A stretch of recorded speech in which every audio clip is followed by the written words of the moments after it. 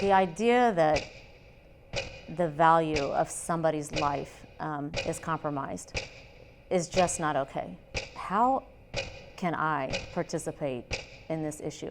What can I be doing? 26 seconds.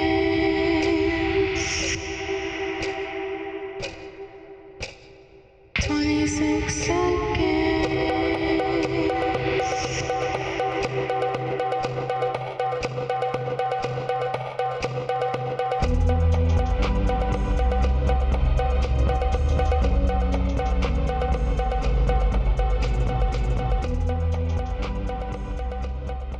Here in the States, as the issue begins to unfold, it really started capturing my attention. I began to really try to narrow down, how could I help the issue of human trafficking? Like, it's such a big problem. It's a global issue, and I'm just me. And so I started the initiative of Strike Out Slavery through using a Major League Baseball platform.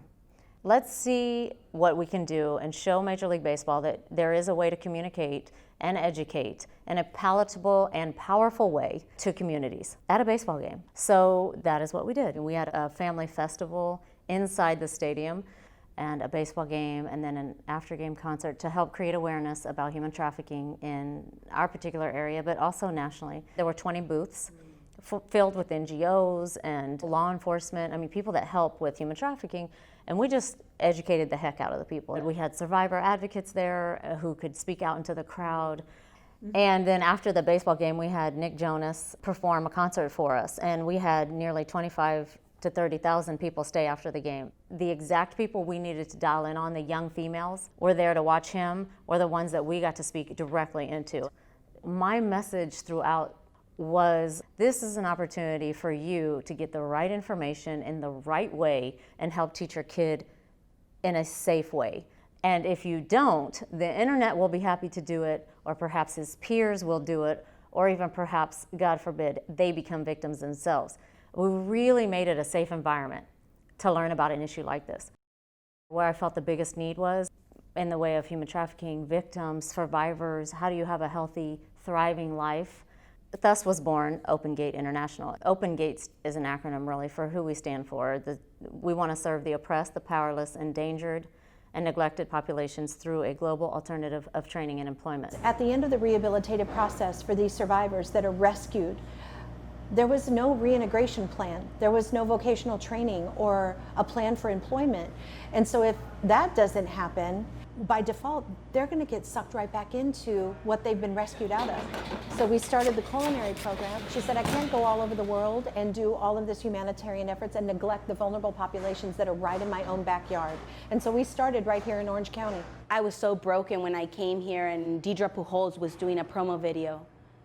They introduced her to us, and as soon as that woman spoke about Open Gate and who Open Gate was, I started crying.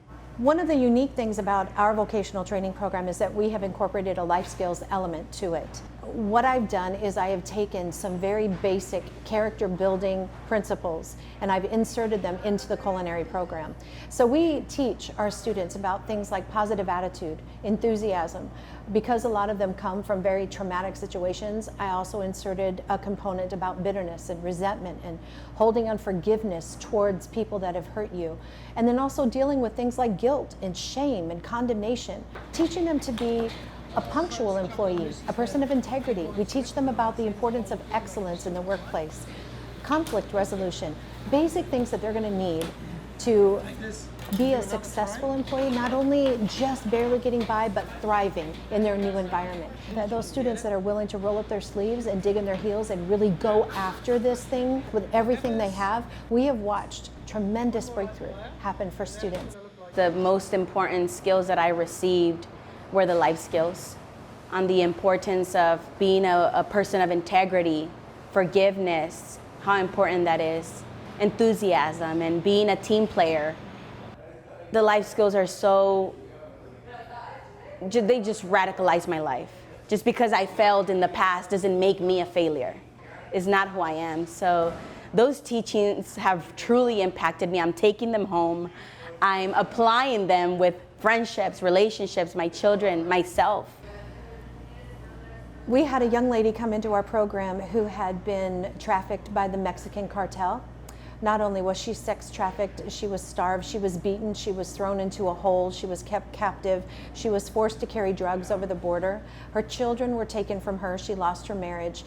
If anybody ever had a reason to be bitter or hateful and just so completely damaged and beyond repair, would be this young lady. She didn't cry when she talked about her mom abusing her up until 4 years old. She didn't cry when she talked about the man raping her for all those years or the woman holding her down.